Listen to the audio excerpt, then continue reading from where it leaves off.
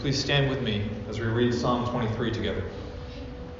And I want to make note, usually when I read scripture, I'm reading from the NIV, but this week I chose the ESV for this passage. I feel it's closer to the original Hebrew, and it's also closer to what we may know and have memorized. The Lord is my shepherd. I shall not want. He makes me to lie down in green pastures. He leads me beside still waters. He restores my soul. He leads me in paths of righteousness for his name's sake. Even though I walk through the valley of the shadow of death, I will fear no evil, for you are with me. Your rod and your staff, they comfort me. You prepare a table before me in the presence of my enemies. You anoint my head with oil. My cup overflows. Surely goodness and mercy shall follow me all the days of my life, and I shall dwell in the house of the Lord forever. The word of the Lord, you may be seated.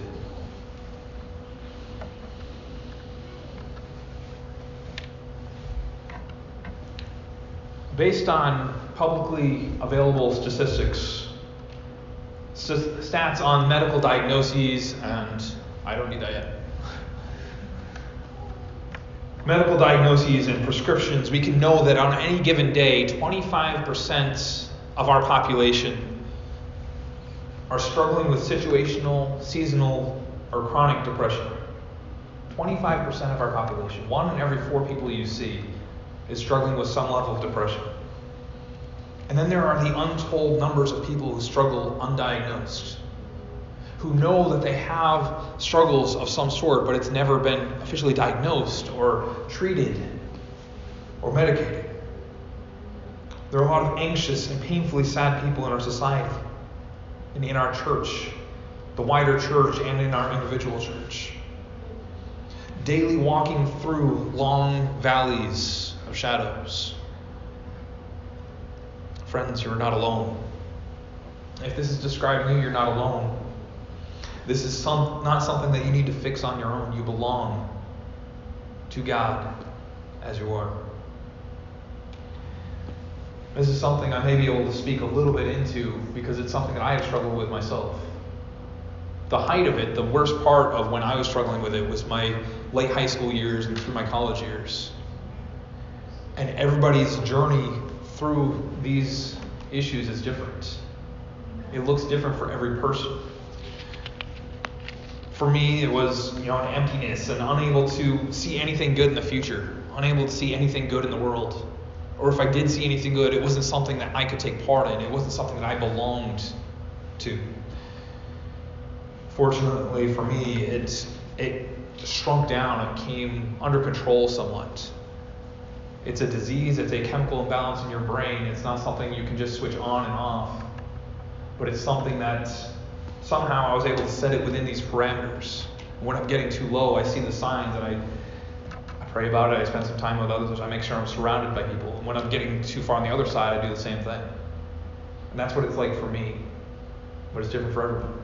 One thing that helped me when I was in those times years ago was music.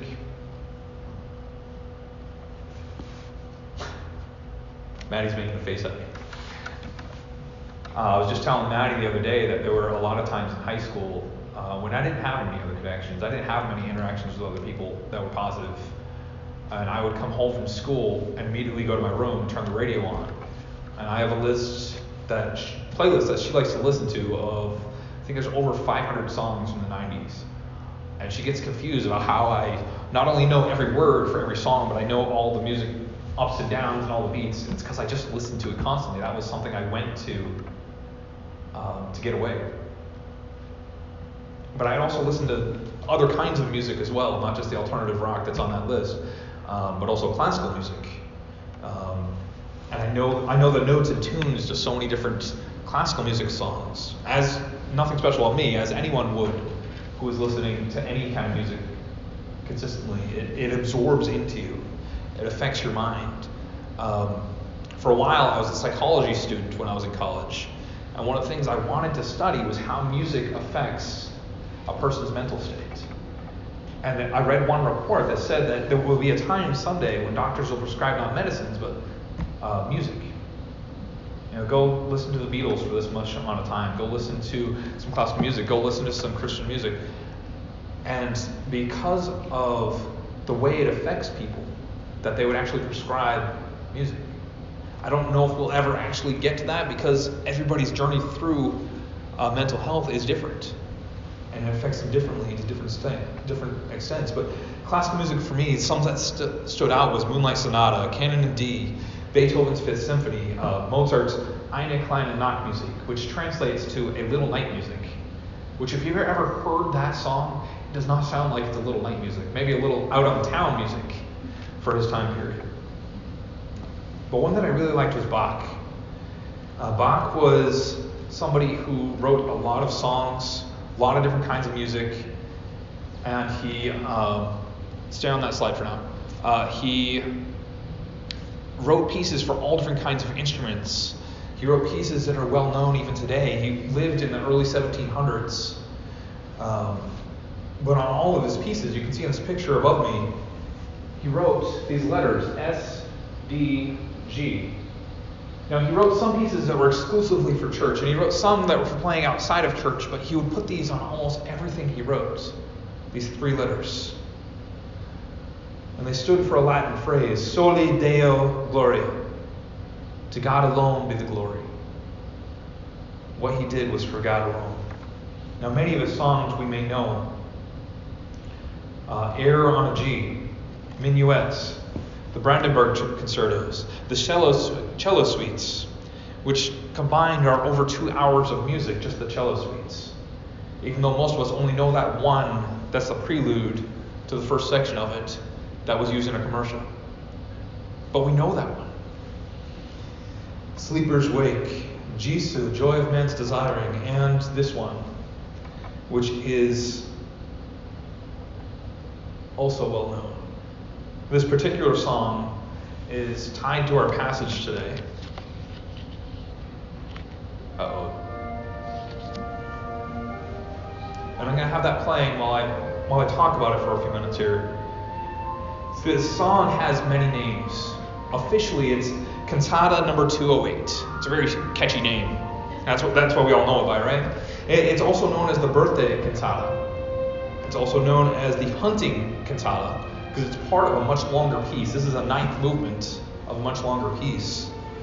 But what we may mostly know it as is Sheep May Safely Graze. And this ties into the passage that we're looking at today.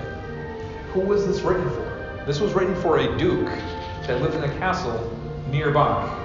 It was written for the birthday of the duke. That's what this cantata was written for, and that's why it's called the birthday cantata sometimes. It was written for voice and for two recorders. Yes, recorders, like fourth graders play. So Acadia, I expect you to learn this.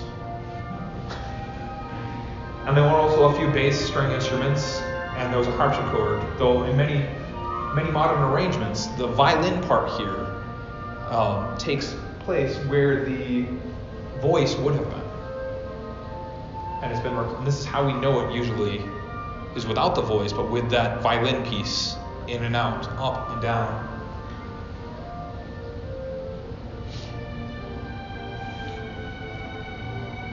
So this was considered a secular piece. It wasn't a church piece.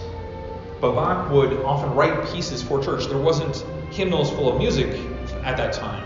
Not as much as there is now. Most music was the Psalms that you read in church, if there was music in church at all. But he would write for his church a piece, and he would go home, and for next Sunday he'd write another piece. Then he'd go home, and for the next Sunday he'd write another piece. So it would be brand new Bach music every Sunday if you were going to that church at that time. And there were people that complained about it. Because this isn't what we do in church. This is the devil's music. It's funny how every new rendition of church music is the devil's music. Until it isn't. Anyways, this one wasn't exclusively for church use, but it was still dedicated to God. It was written for that duke, but it was still dedicated to God. And the words in German that go with this is where we get the name for it. It's sheep may safely graze and pasture in a watchful shepherd's sight. Those who rule with wisdom guiding, bring hearts a peace abiding. Bless a land with joy made bright. So as I said, it wasn't only for the Duke, but it was written for God, and it was meant to remind us of Psalm 23. This passage is also a place of help when we are down. It's a place to turn, and it's a prayer for all times. So if you look at this psalm, it's different from the other psalms, and I think that's part of why it sticks out so much. It's only 6 verses. But many people who haven't even read much of the Bible, they know this, or they've heard this, or they recognize some of the words of it. It's close, personal, profoundly personal, and intimate. So many of the Psalms speak of the nations and nations clashing together. But this Psalm sits up with the believer in the challenges of sleepless nights and uncertain days. Let's look closer at it. David wrote this. King David wrote this. A king, if you can imagine it, not depicting himself as in a position of power, as many kings would do. He's not even depicting himself as subservient to a deity, yet above all other humans, especially those in his own realm, as many other kings would do. He depicts himself as a creature focused on its immediate needs, and even incapable of perceiving all that the shepherd does and provides for it. He's saying, God, this is who I am to you. It's like a sheep to a shepherd. It's interesting in the beginning of this psalm that serves both as a song and a poem, that David starts by referring to God in the third person. The Lord is. And then halfway through, he switches to the second person, showing how God draws near, even when he feels distant. That he may be in the peripheries of our awareness, in the corner of our eye of our day-to-day dealings, in providing the food, the water, the rest, protection. But when we are in that dark valley, when we're surrounded by enemies, we become more aware of his closeness. Even though I walk through the valley of the shadow of death, I will fear no evil, for you are with me. It's in that second person now. God is closer now. Your rod and staff, you prepare a table for me. You anoint my head with oil. At the end, David goes back to referring to God in the third person. It's as though this psalm moves from a declaration about God to praise directed to God, and then back to a declaration to other people about God. Sometimes in the difficulties of life, and the stress, and the anxiety, and the depression, in the busyness that is not always our own choosing, and yet which sometimes threatens to completely overwhelm us, we want to shout out to God. We want to tell him what we need. We want to tell him how to fix this. Like sheep telling the shepherd how best to keep the wolves away.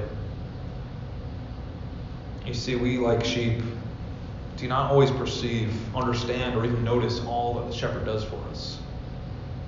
We don't always see the best solutions, the best paths forward, if we can see any path forward at all. Sometimes, like a sheep, we have our eyes down on the grass patch in front of us, and that's all we see. And we eat a little, then we move. And then we eat what's there, and then we move. We eat a little more, and we move, and we look up. We don't know where we are. We don't know how we got so far from where we were. And there's something moving in the bushes over there. It's not always intentional.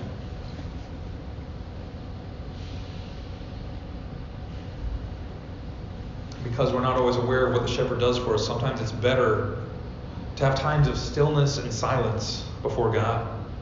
Instead of trying to share our wisdom with him, we are then in a position to hear and receive his love and protection.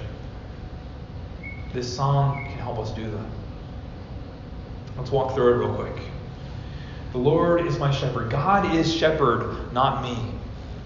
God is guiding me and protecting me and providing for me, not me.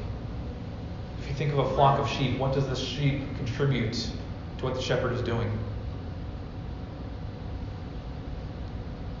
They might contribute wool a couple times a year so the shepherd can get paid. But besides that, what does the sheep do to provide food? To provide water, to provide protection? What does the sheep do? The sheep are just sheep. The sheep are just sheep. I shall not want. Now, Does this mean that I will never desire anything I do not have? Or that it's sinful to do so? No, that's not what it's saying here. He's saying, God, in you I have everything I need. I can pray to you about all these things that are wrong. I can pray to you about what I need in my life. But I know you know it better than I do. I am not in need because of you. He makes me lie down in green pastures. Have you ever thought about how hard it is to get a sheep to lie down in green pastures? It'd be like if my dog, who gets very excited about food, we filled up a kiddie pool of food, and we let him race to it and told him to lie down in it, and he couldn't eat it. Right. That's not happening. Sheep will continually keep eating when food is available, until they are full or until the food is gone. To lay down in green pastures, the sheep must either be full, dead, or in complete trust of the shepherd that the food will not run out. That there will be enough for all the sheep. He leads me beside still waters. I don't know if you know this, but sheep will not drink from water that is moving. God knows our likes and dislikes. God knows our needs and our quirks. God provides for what we need in a way that we can receive it. He restores my soul. We hear this and we think God saves us. And yes, He does save us, but that is not what this is saying. He restores my soul. Restoration, not redemption. That's not what's being talked about here. God, when we take time to be still and silent before Him, eases the sense of busyness, of unsettledness, of anxiety, depression, restores us to wholeness. He leads me on paths of righteousness. God desires righteousness from us. In fact, He demands righteousness of us. Are you righteous? Jesus said, seek first my kingdom and righteousness. Seek first the kingdom and righteousness of God. You may not be able to do it on your own. Nobody can. But are you seeking after it? Are you wholeheartedly putting yourself into seeking after righteousness, wanting to be righteous, and asking for God's help in it? He will lead you if you are sincere in seeking it. And why does He lead us in paths of righteousness? For His own name's sake. It's who He is. It's what He does. It's what He invites us into. Even though I walk through the valley of the shadow of death, we walk through this world, where the brokenness of the world, where the death that contaminates this world is surrounding us. Signs of it are everywhere. That the world is not as it should be. Even though we walk through this world, surrounded by death and brokenness, we fear no evil. Sorry.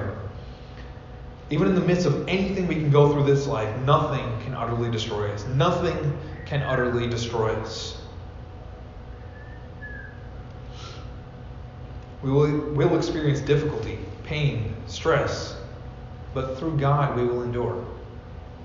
Jesus said, in this world you will have difficulty, but take heart, I have overtaken the world. For you are with me. You prepare a table before me in the presence of mine enemies. So often we want that verse to say, in the absence of my enemies. You prepare a table before me in the absence of my enemies. You prepare a table before me in the absence of your enemies, God. I want to be exclusive. I want to be away from anything that could be dangerous or might say something I disagree with. But where does He prepare a table? In the presence of my enemies. And why? Because God wants them to. God wants them to see the relationship that we have with Him so that they may come to redemption as well. See, He sets a table in the presence of our enemies, but He sets the table for them too. You anoint my head with oil. You mark for a special purpose and use. The kings of the Old Testament were anointed to mark their kingship. Saul, David, Solomon had an oil jar broken over their heads and oil poured out over their heads to anoint them, to mark them as God's own and set them aside for a special purpose. He anoints us with oil of the Spirit. Surely goodness and mercy will follow me all the days of my life. It's interesting, goodness and mercy are going to follow us all the days of our life. Maybe once in a while it'll catch up to us. But goodness and mercy are not a carrot on a stick ahead of us, drawing us on. It isn't going ahead of us, it's following us. We follow the shepherd. And goodness and mercy come in behind us. And sometimes it taps us on the back and says, hey, give me a hug. Walks in. It reminds us of how good and merciful God is. And I will dwell in the house of the Lord forever. Who could think of anything better? Jesus describes himself in John 10 that we read earlier as the Good Shepherd. Good Shepherd was such an oxymoron at that time. Shepherds were not good. Shepherds were despicable. Shepherds weren't allowed to be part of society. Shepherds were those people who, wait a second, the angel spoke to. Because they were invited as well. But they were despicable because at the drop of a hat they would leave. They were hired hands. They weren't their own sheep. See, farmers would grow crops, but they wouldn't want the sheep anywhere near the crops because it's hard enough to find good farming land there. And they'd be sent out to the hills where there's hardly anything to pick away from. You see this picture and there's just green everywhere. But that is not what David would have been seeing when he was writing this.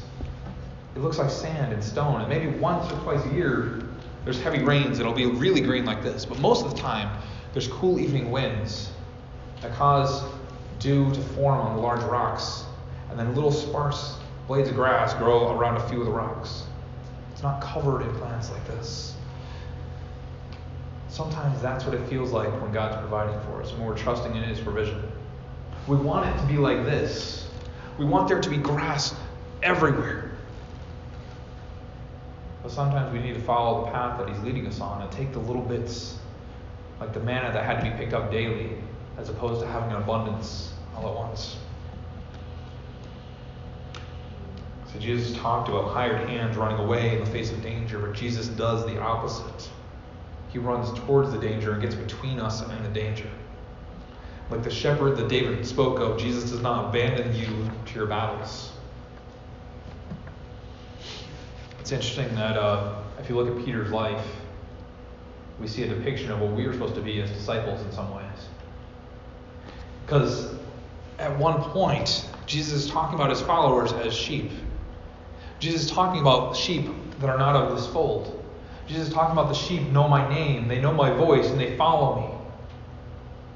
But then later on in that last interaction that Jesus has with Peter, after his resurrection, when they're sitting by the lake and they're having that meal of fish cooked over the charcoal fire, he tells Peter, take care of my sheep. Feed my lambs. Jesus is taking a sheep and making the sheep a shepherd, an under shepherd. So when he's calling on our lives, he calls us to be both sheep and shepherd. We acknowledge who we are as sheep. We follow his guidance as the lead shepherd. But we seek out those other sheep that are gone lost. Even when we feel we aren't enough, even when we aren't able to keep up, even when we don't like ourselves or don't think that others like us, God abides with us and invites us to abide with him. God protects us, provides for us, so that in our lives, no matter what we do, whether for church or not for church, we abide with him and we put our stamp on what we do. Soli Deo Gloria.